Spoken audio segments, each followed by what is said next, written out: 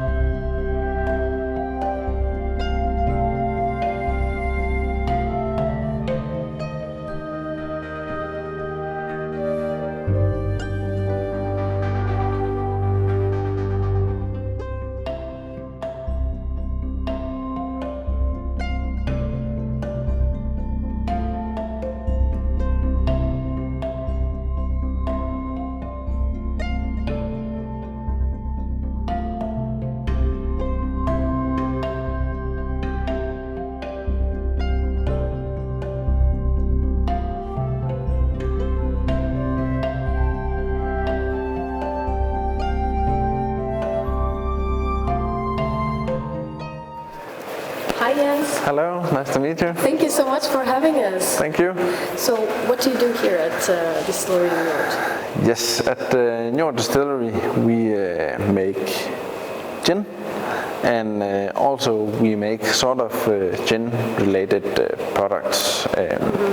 We always make our gin from pure nature, and it's very important that we make very aromatically powerful and flavorful gins of the highest quality.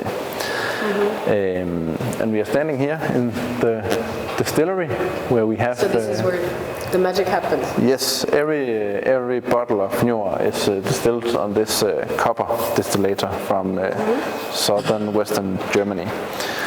And we have a botanical library with all the ingredients, or some of the ingredients. We use botanicals from the nature and good organic farmers in order to make our gin, and it's best to use it while it's fresh, but obviously all year round it's not fresh. So we do that, we put it into alcohol to preserve it for the winter, or we dry it, or we freeze it. So we have a lot of botanicals in alcohol here. We have some freezers, and Tell us a little bit about the story behind Njord. Yes, it was invented by Troels and Lars Toge, and they started out drinking gin 25 years ago as friends, met at university, and back then it was about getting drunk quickly in a cheap way, but it sort of developed into tasting new gins and trying new flavor profiles within gin, and at some point they have tasted all the gin that there was in the world. Damn. Yes, but 10 years ago there was way less brands, so they have tasted every gin that they could get their hands off at least. So they thought, well, we might want to taste something new, and then we have to make it ourselves in order to get the ability to taste something that we have not tasted before. And that's sort of the baseline or the goal or the fundamentals for nr. is that we want to make gin that gives something new, something tasteful, and something.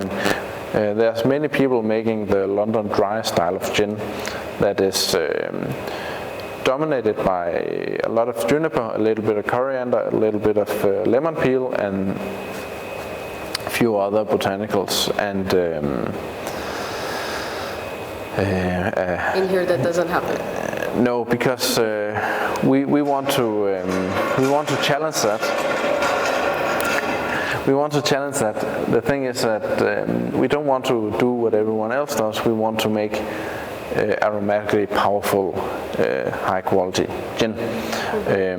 And that's what we think we do. We do that by using pure natural ingredients, no artificial flavorings, anything. We use a method called the one-shot method, where that's when we distill, we have a very, very concentrated gin, and we dilute that with water in order to make the aromatic profile as powerful as possible. So every gin produced here comes from there? Yes. Okay. Maybe we can go up and check it out while we talk? Yes.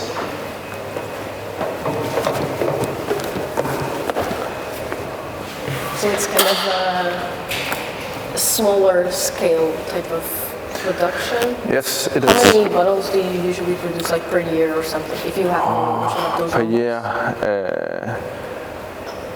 Between 10 and 20,000, but it's difficult to say, as the last 2 years have been anything from normal. There's not been and also we don't have a normal yet, because we are a small company that is slowly building ourselves up. So we are not at a stable place, because we're still getting to be who we are. But in a day at least you can distill around, we can make 300 bottles in this. Per day? Yes. And not necessarily from the same? Hello there, I'm just taking this. Grandmaster distiller. Yeah, thank you. Yes, a day or 6 to 8 hours at distillation at the time of distillation. Okay. And that is around 300 bottles. If we wanted to make more, I just told you we make the one-shot way of making gin. So after distilled, there's a very compact, concentrated gin, 90% ABV, and we dilute it with water until we reach the desired alcohol percentage. If we wanted to make way more bottles on a machine like this, we could take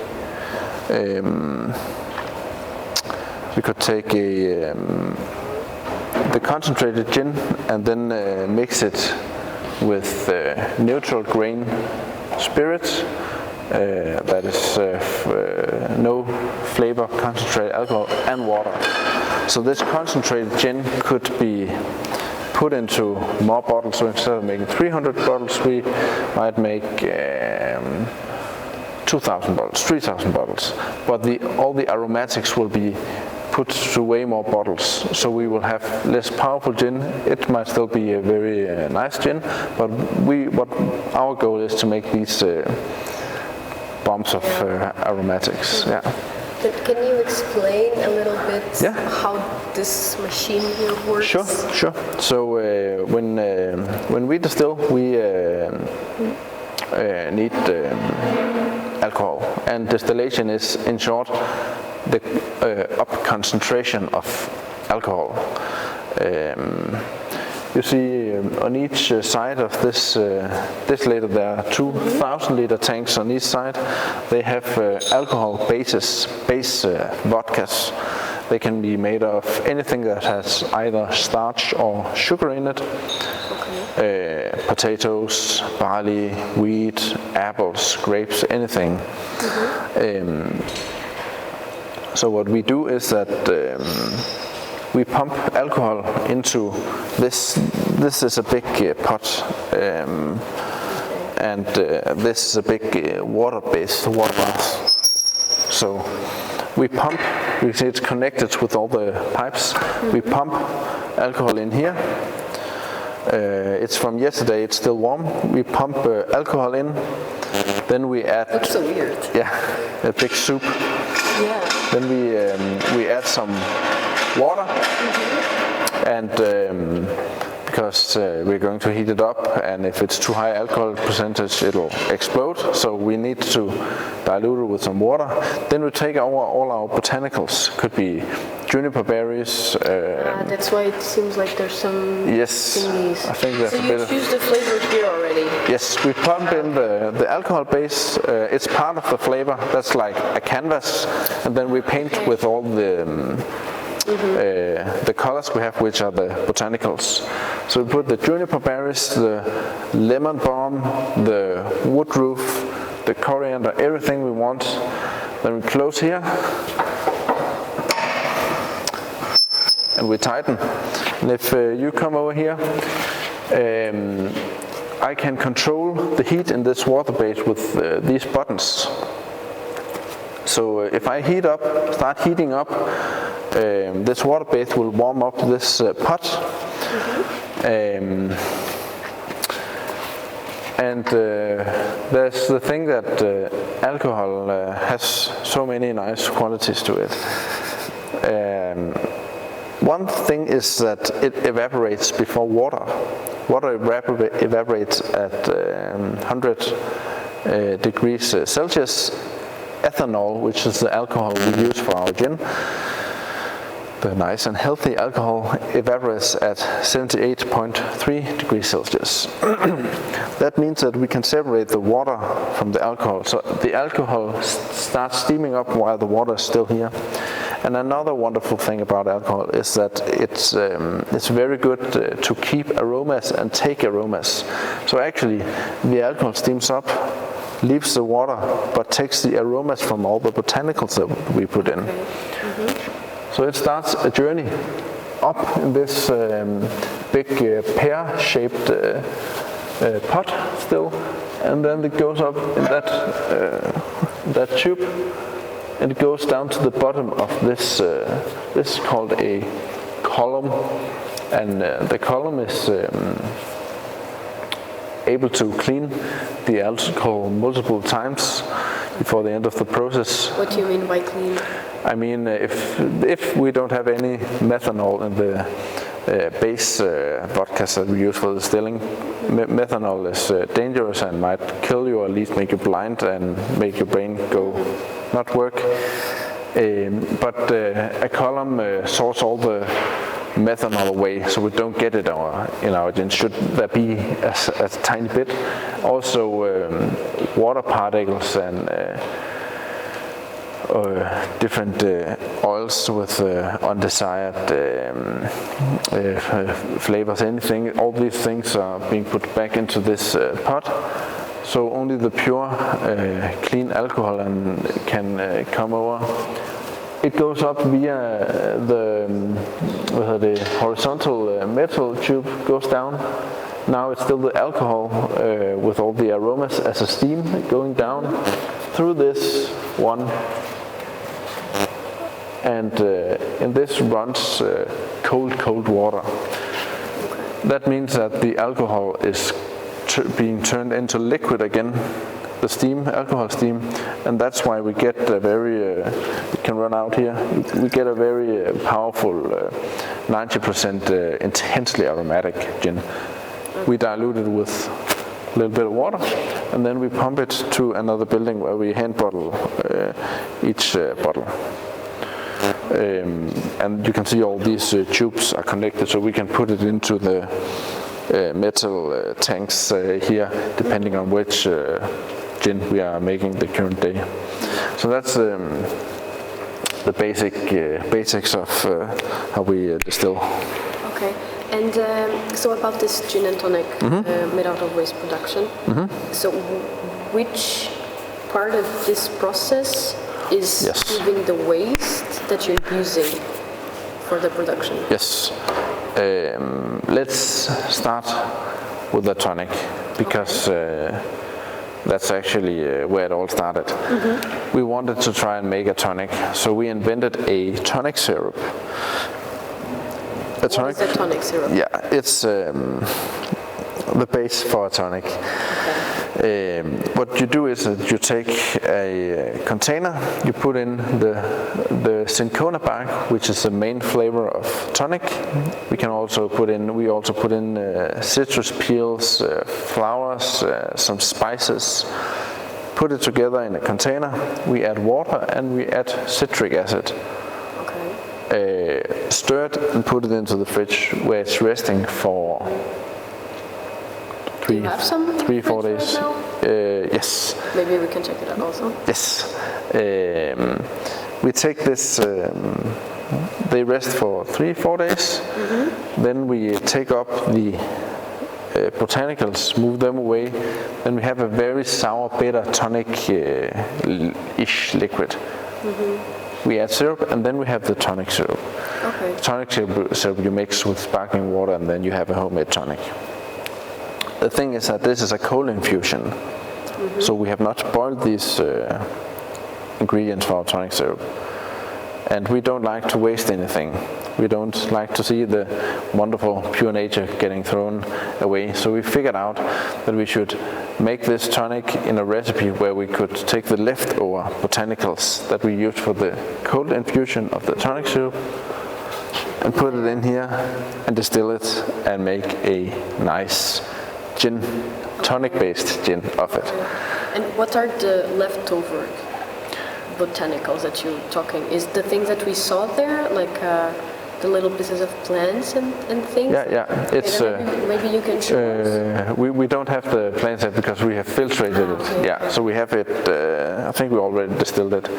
But the thing is that when you make tonic, we use these botanicals, but they still have many aromas in. So we we distill them and we make a gin from them. It's called comeback quinine, because quinine is cinchona bark, the main ingredients of tonic. It comes back into a gin. And is it like less strong, the flavor, or because it was already used once? Not really. We make a very nice comeback quinine gin with this. And this kind of kick-started this more recent project about the tonic? Was it the other way around? This is a bit confusing. The one that you had the partnership in Aarhus University? Yeah, that's not an exact connection. It's just that our approach to production is that we don't want to waste anything. We want to make the full use of what we produce. Yeah, so no waste production. No. We try to have as little as possible. And as I told you before, when we distill, we have the alcohol and the aromas evaporates, and you saw in here, then what is left? Botanicals that have been boiled in alcohol water for 6-8 hours, and we have the aromas are evaporated, the alcohol is evaporated, so it's a very intense, bitter, tea-like thing. And we can pump that out into the drain and never see it again, and it's difficult to find a purpose for this. So it's more of a solid waste in that case? Yeah, it's a big soup, tea soup you can call it. Some pieces there. Yeah, a lot of pieces that doesn't have a lot of aroma because it all boils into the gin where we want it. Yeah. But then what can you do with that? That was what we were trying to find out. We take out the liquid and separate from all these bits. We have not found yet a way to use all these bits, but we have found a way to use the liquid, and that's what we did with university and about this tonic project.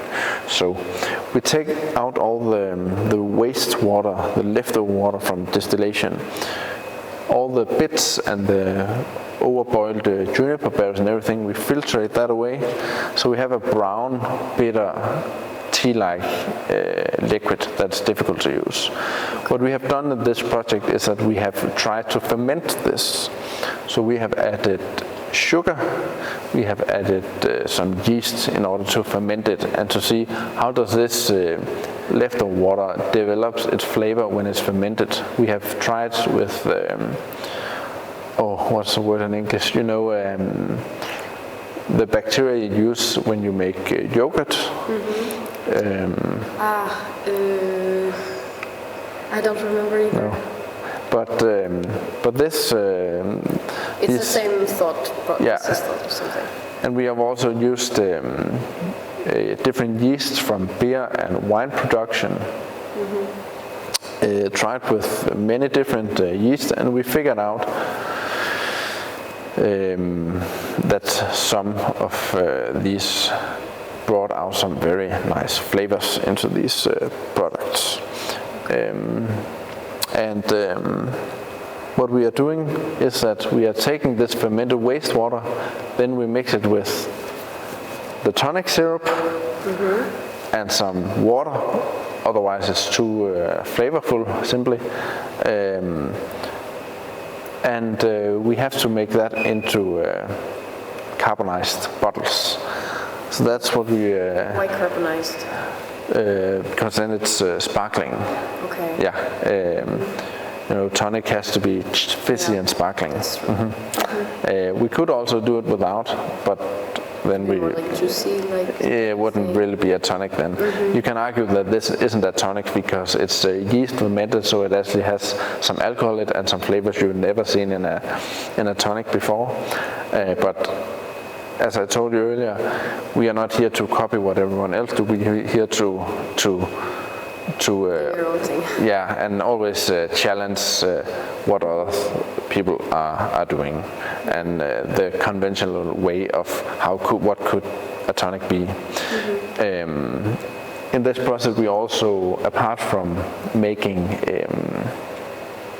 this tonic, we also found out that that one of the fermentations had a very nice profile, but it wasn't suitable for the tonic recipe that we have developed. So we developed a new syrup in order to make a low alcohol sparkling drink that's completely without any category to it. You said one of the fermentations, so like you tried a lot of different variants, and these were the two that worked, the one that you just mentioned and the one that you can actually continue the production from. Yeah. Okay. Yeah. And how did this partnership with the Aarhus University happen? Like, did you go to them with your idea? Did they come to you with a type of solution or something? We knew some guys from the food technology department of Aarhus University. A bit beforehand, nice people that works very well and have a great understanding how we work as a small company. They've all been out in companies themselves, so we had a natural similar approach to this, and the university also think it's very interesting to help companies getting the goal with the ideas, and we raised some money so that we could pay the university to help us with this, and we could pay ourselves in this time-demanding developing process. So how long did it take? How long did it take? 15-16 months or so.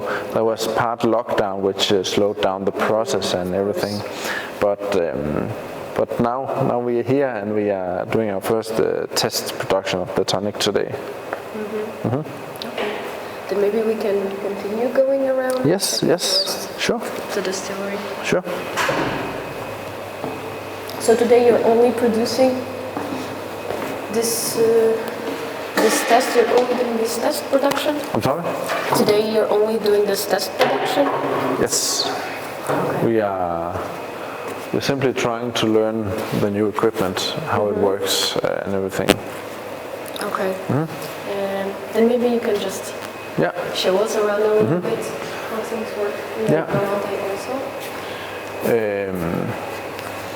We have, you can see there's some pictures of the building that we are inside, hanging on the wall. It's an old protected building that we rent from the council. It's an old pumping station where we had, back when Aarhus grew and became a larger city 100 years ago, we had there was the need for pumping actual wastewater from rain and from all the new inventions called the flushing toilets into the sea as they did back then. Then this building was used for that purpose. You can see this is from, I think it's from 1914 or so. Just before World War I broke out, when the building was launched. And there have been, you see here, they're building the next pumping station. There have been a third pumping station today. The wastewater solution works in a different way in the city. So now we can have this wonderful building for our distillery. It is a really nice building. It's back when you built buildings with a different approach that you do today. Also, this was a technological miracle of the time, this pumping station. Like when you have these big data centers, they are built somewhere in the local community. People are very proud that Apple or Google comes and build a big data center close to their little town.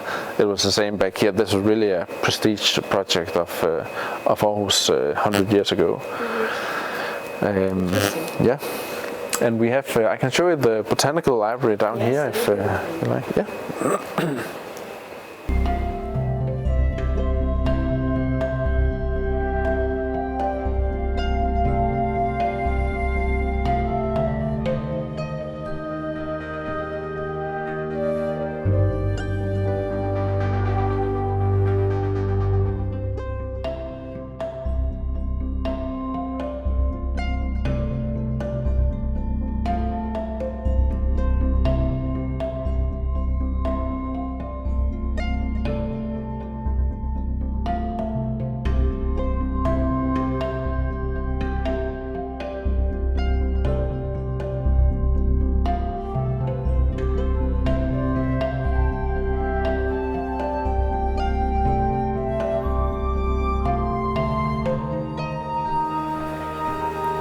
That was it for today. Thank you so much for staying with us. We hope you enjoyed the program. See you next time.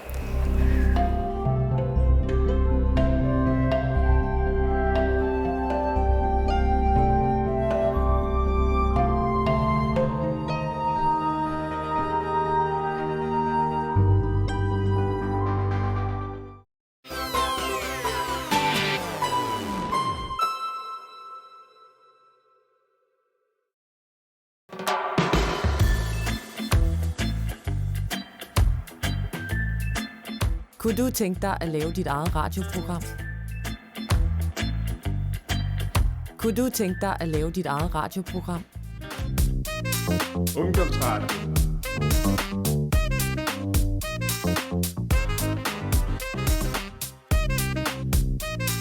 Ungdomsradio.